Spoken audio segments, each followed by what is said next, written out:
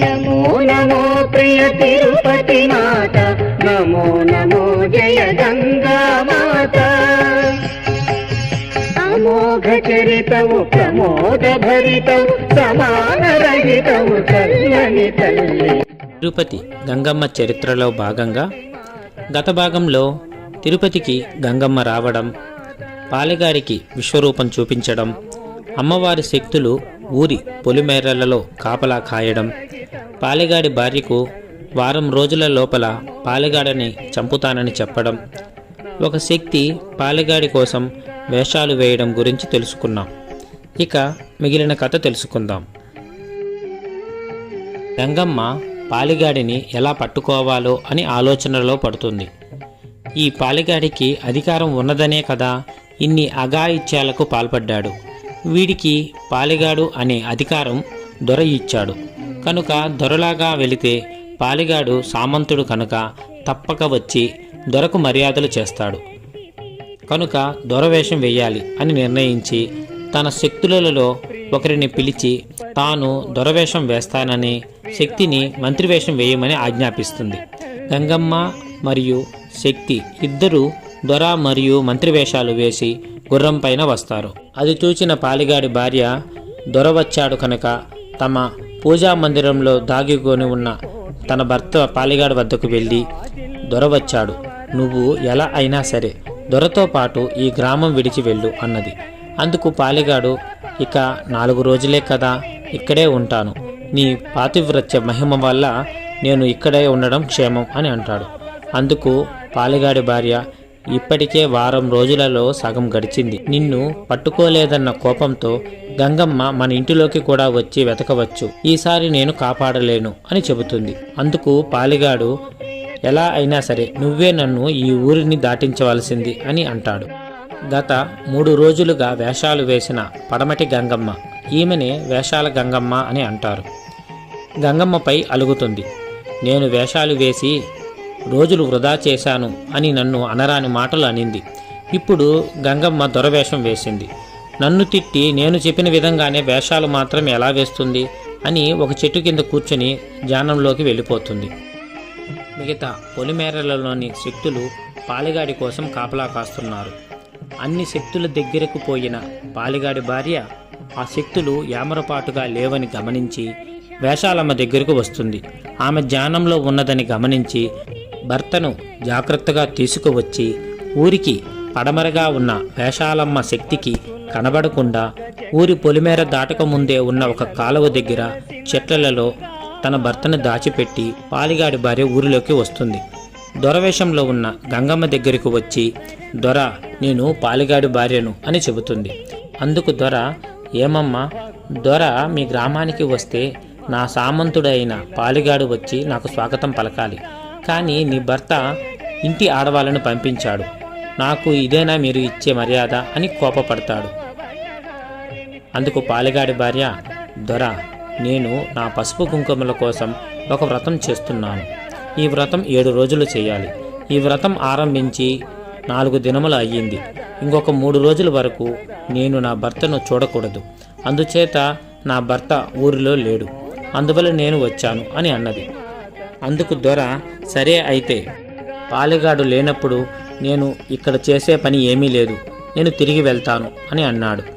అందుకు పాలెగాడి భార్య, దొర, నాకు ఒక సహాయం చేయగలరా అని అన్నది. నేను వ్రతంలో ఉండడం వల్ల నా భర్త ఊరి పొలిమేరలలో ఉన్నాడు, కానీ నా భర్త చిన్న భార్యకు నేను నచ్చను కనుక నా వ్రతం పాడు చేయడానికి నా భర్తను ఊరిలోకి తీసుకువచ్చి నా వ్రతభంగం చేయవచ్చును.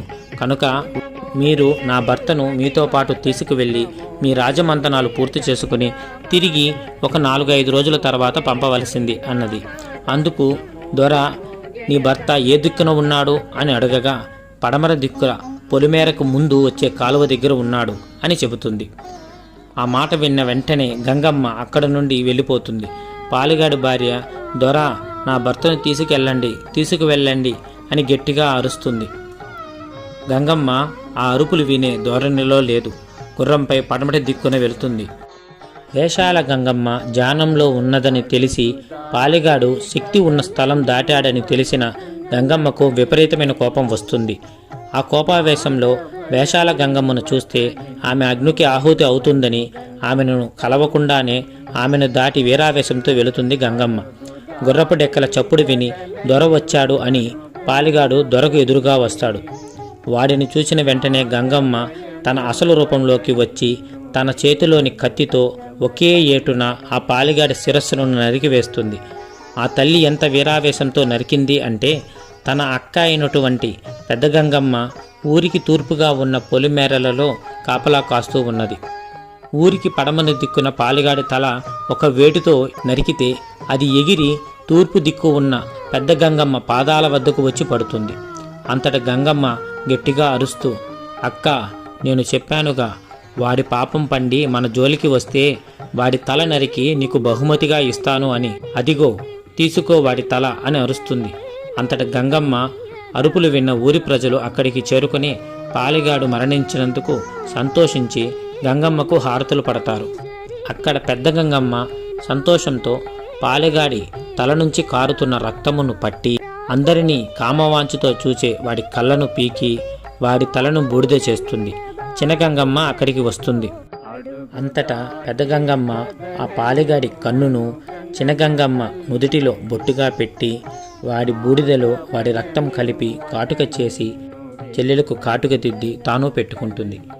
ఇలా ప్రతి స్త్రీని కామవాంఛతో చూస్తే ప్రతి ఒక్కరిని ఈ పాలిగాడి కన్నుతో చూచి వాడిని బూడిద చేయమని అంటుంది. గంగమ్మకు పాలిగాడి భార్య గుర్తుకు వచ్చి ఆమెను ఓదార్చడానికి ఆమె ఇంటికి వెళుతుంది.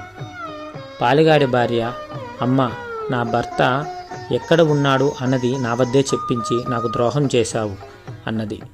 అందుకు గంగమ్మ, తల్లి, నీ భర్త చేసిన పాపాలు అతనికి నా రూపంలో వెంటపడింది, నీవు బాధపడవలసిన అవసరం లేదు అని సముదాయిస్తుంది. అంతటా పాలిగాడి భార్య, అమ్మ, నీవు ఆదిపరాశక్తివని నాకు అర్థమయ్యింది. నా కర్మచేత భర్త లేని దానిని అయినాను. నీవు నాకు ఇచ్చిన అవకాశాన్ని నేనే పోగొట్టుకున్నాను, అంతా నా కర్మ అని చాలా బాధపడుతుంది. తల్లి, నేను నీ నిజస్వరూపం చూడాలని అనుకుంటున్నాను అని అడుగుతుంది.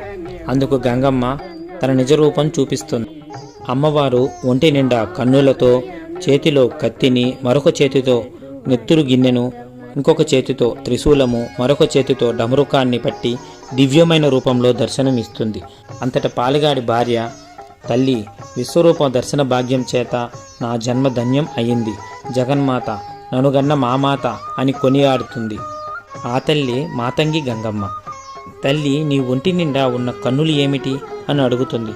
అందుకు, అవి పాపాత్ముల కళ్ళు, వారిని చంపి వారి కళ్ళని నేను పెట్టుకుంటాను అని చెప్పింది. ఆ పాలిగాడి భార్య గంగమ్మ ఒడిలో పడుకొని సేద తీరుతుంది. మరుసటి రోజు పెద్ద గంగమ్మ, చిన్న గంగమ్మ ఇద్దరూ కలిసి తెల్లటి వస్త్రాలు కట్టుకొని నెత్తిన 2 తెల్లటి సున్నపు కుండలు పెట్టుకొని, అందరూ ఇంక భయపడవలసిన పని లేదు, మేము ఈ ఊరి కోడళ్ళలాగా బాధ్యత తీసుకొని ఆ పాలెగాడిని సంహరించాము అని ఇల్లు తిరిగి అందరికీ చెబుతారు. వచ్చినది శక్తి అని తెలుసుకున్న ఊరి ప్రజలు అమ్మవారికి జాతర చేర్పించాలని నిర్ణయిస్తారు. మరుసటి రోజు అమ్మవారికి ఊరు ప్రజలు జాతర చేస్తారు. గంగమ్మ అన్ని శక్తులు తనలో కలుపుకొని ఆనందంతో అంబళ్ళు, పొంగళ్ళు, గండదీపాలు, దున్నపోతులు, మేకలు, కోళ్లను ఆహుతులుగా తీసుకుంటూ డప్పుల శబ్దాలతో సంతోషంగా ఉంటుంది.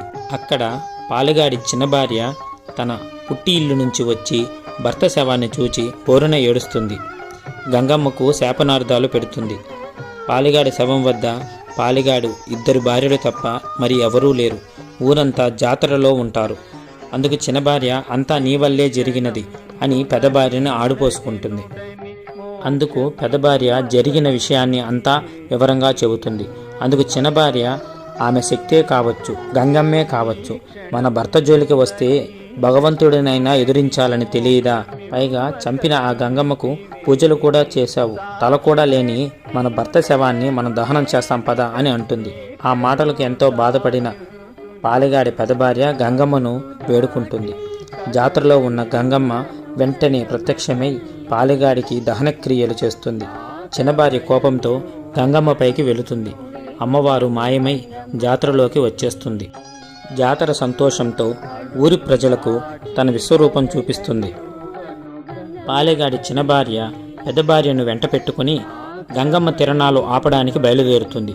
అది గ్రహించిన గంగమ్మ వారిని కూడా తృప్తిపరచాలని భావించి ఆ ఇద్దరిని ఒకరిగా చేసి గంగమ్మలు ఇద్దరు కూడా ఆ పాలెగాడి భార్య దేహంలో చేరుతుంది. ఇప్పుడు అక్కడికి వస్తున్నది ఒక్కరిగా కనిపించే నలుగురు. గంగమ్మలు ఇద్దరు ఆ పాలెగాడి భార్యలో ఉండడం వలన వారిని పేరంట్రాలు అని అంటారు. ఆమె సరాసరి గుడికి వచ్చి అమ్మవారిని ఒక చెంపదెబ్బ కొడుతుంది. గంగమ్మలిద్దరూ వారి వారి రూపాలకు వస్తారు. పాలెగాడి భార్యలు కూడా యథారూపంలోకి వస్తారు. అంతటితో జాతర ముగుస్తుంది. గంగమ్మ భర్త కుప్పంలో ఉన్నాడని అమ్మవారు అక్కడికి వెళ్ళడం, తిరుపతిలో అమ్మవారి తొలి ఆలయం గురించి, గర్భవతి కడుపులోని పిండం బలి అవ్వడం గురించి మరొక భాగంలో తెలుసుకుందాం.